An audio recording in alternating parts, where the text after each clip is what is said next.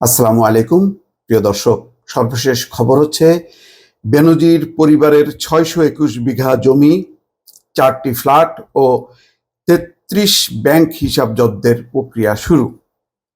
প্রথম আলো কিছুক্ষণ আগে এই খবরটি প্রকাশ করেছে। দর্শক, বাংলাদেশের যেই ঘূর্ণিঝড় চলছে তার পাশাপাশি আর এক ঘূর্ণিঝড় চলছে বেনজির আহমেদের সম্পত্তিকে ঘিরে। এখন দেখা যাচ্ছে যে শত শত কোটি টাকার সম্পত্তির হিসাব বের হচ্ছে। পুলিশের সাবেক আইজিপি বেনজির আহমেদ ও তার স্ত্রী সন্তানদের স্থাবর সম্পদ জব্দ ও ব্যাংক হিসাব অবরুদ্ধ করার আদেশ কার্যকর করা শুরু হয়েছে। দুদকের পাবলিক প্রসিকিউটর মাহমুদ হোসেন জাহাঙ্গীর প্রথম আলোকে বলেছেন, বেনজির আহমেদ ও তার পরিবারের সদস্যদের নামে থাকা জমি যাতে হস্তান্তর না হয় সেজন্য সংশ্লিষ্ট জেলার সাব রেজিস্ট্রার বরাবর আদালতের জব্দের আদেশ পাঠানো হয়েছে। ব্যাংক হিসাবের অর্থ যাতে হস্তান্তর বা রূপান্তর না হয় সেজন্য আদালতের আদেশ পাঠানো হয়েছে সংশ্লিষ্ট ব্যাংকেও। দুদকের আবেদনের পরিপ্রেক্ষিতে ঢাকা মহানগর আদালতের সিনিয়র স্পেশাল জজ মোহাম্মদ আসামস জগলুল হোসেন গত বৃহস্পতিবার বেনজির আহমেদ, তার স্ত্রী, ৩ মেয়ে ও এক স্বজনের নামে থাকা ৩৪৫ বিঘা ১১৪ একর জমি ক্রোক বা জব্দের আদেশ দেন। একই দিন বেনজির ও তার স্ত্রী সন্তানদের নামে বিভিন্ন সরকারি ও বেসরকারি ব্যাংকে থাকা ৩৩টি ব্যাংক হিসাব অবরুদ্ধ করার আদেশ দেওয়া হয়। এরপর গত রোববার আদালতে বেনজির আহমেদের স্ত্রী জিশান মির্জার নামে থাকা মাদারীপুরে ২৭৬ বিঘা জমি এবং বেনজির পরিবারের নামে থাকা গুলশানের 4টি ফ্ল্যাট জব্দের আদেশ দেন। একই দিন বেনজির ও তার স্ত্রী সন্তানদের নামে থাকা ১৯টি প্রতিষ্ঠানের শেয়ার ও 3টি বিও হিসাব অর্থাৎ শেয়ার ব্যবসা করার বেনিফিশিয়ারি ওনার্স অ্যাকাউন্ট এবং ৩০ লাখ টাকার সঞ্চয়পত্র অবরুদ্ধ করার আদেশ দেওয়া হয়। সাভারে তাদের কিছু জমিও পড়েছে একই আদেশের মধ্যে। দুদকের পিপি মীর আহমেদ আলী সালাম বলছেন, জব্দ মানে হলো যে অবস্থায় আছে সে অবস্থায় থাকবে। ফ্ল্যাটে যদি কেউ বসবাস করেন সেটা করতে পারবেন, তবে বিক্রি বা হস্তান্তর করা যাবে না।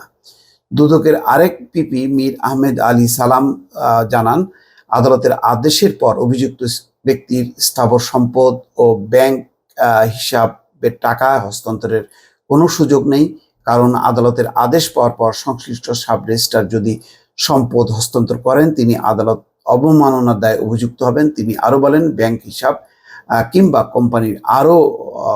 কোম্পানির শেয়ারও হস্তান্তর করা যাবে না। জানতে চাইলে বীর আহমেদ বলছেন যে এটি যে অবস্থায় আছে সে অবস্থায় থাকবে। দুদকের এই দুইজন পিপি আরো জানান, আইন অনুযায়ী বেনজির আহমেদ ও তার পরিবারের সম্পদ জব্দ ও ব্যাংক হিসাব অবরুদ্ধের বিষয়ে আদালতের আদেশ প্রজ্ঞাপন জারি করা হবে। সেই প্রজ্ঞাপন 2টি পত্রিকায় প্রকাশিত হবে। পিপি মাহমুদ হোসেন জাহাঙ্গীর বলেন, দুদক যদি মনে করে বেনজির আহমেদ ও তার পরিবারের সদস্যদের নামে থাকা সম্পদ দেখভালের জন্য তত্ত্বাবধায়ক নিয়োগ করার প্রয়োজন তখন কমিশন আদালতে আবেদন করবে। দর্শক, একটা জিনিস খুবই রহস্যজনক, সেটি হচ্ছে যে এই যে আদালতের প্রক্রিয়া বা দুদকের যে আয়োজন, তার বিপরীতে এখন পর্যন্ত বেনজির আহমেদ কোনো আইনগত ব্যবস্থা নেয়া বা এই দুদকের বা আদালতের আদেশ স্থগিতের ব্যাপারে কিন্তু কোনো আইন মানে বিচারিক বা আইনগত কোনো প্রক্রিয়া তিনি শুরু করেননি। কোনো পত্রিকা এসেছিল যে তিনিও শুরু করবেন, তিনি স্থগিত চাইবেন, কিন্তু সেটি এখনো পর্যন্ত দেখা যাচ্ছে না। এর মধ্যে খবর হচ্ছে যে তিনি যাতে বিদেশে যেতে না পারেন সেই কারণে তার পাসপোর্ট জব্দ করা হতে পারে, তবে এটি এখনো কার্যকর হয়নি।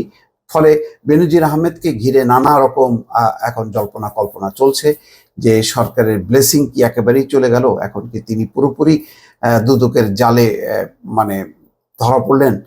দুদক তার স্বাধীন মতন মানে আইনি প্রক্রিয়ায় যেভাবে বিভিন্ন মানুষের ক্ষেত্রে করা হয়, সমস্ত সম্পদ জব্দ করা, মামলা করা, গ্রেপ্তার করা, সেই প্রক্রিয়ার দিকে কি যাচ্ছে কিনা দুদক, সেটি এখন অবশ্য বোঝা যাচ্ছে না।